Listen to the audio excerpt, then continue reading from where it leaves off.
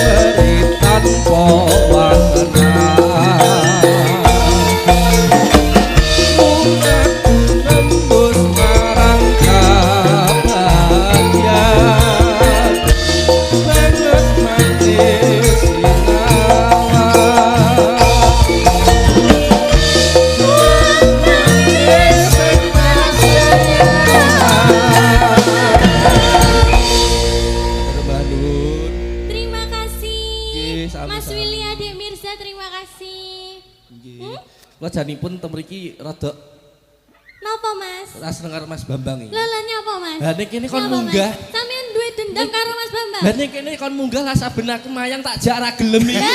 Piye coba? Piye wi Mas Bambang wi? Anu jadwale bareng golek jadwal kira-kira sing renek sura lho penak. Dadi aman. Ya ora wayangan sura. Wis tok tenang ae.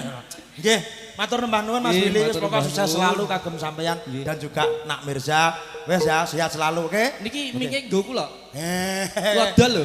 Kalem urung lunas ya. Nggih, matur nuwun Mas Willy. Terima kasih Mas Willy. Mbak Mirsa matur nuwun nggih. Mas Willy ganteng. Alah iki yo ngono. Karo wong lanang kok ya pengganteng ram Ya toh tenan toh. Ngono ya ngakoni. Mbok piye ben Pak Totok nggih matur nembah nuwun. Mas Willy, Raden Tumenggung Willy kalian Raden Tumenggung Mirza. Nggih. Heeh. Lintang? Iya Mas. Istirahat dhisik ya. Nggih. Aku tak minangkani pamundutan akeh banget sing Iya, dipinangkani, Mas, oke? iya. Oke, Oke, terima terima kasih, kasih Nduk Lintang Kairo, Bapak Ibu mekaten kala wanggenipun Lintang Kairo ngaturaken tetembangan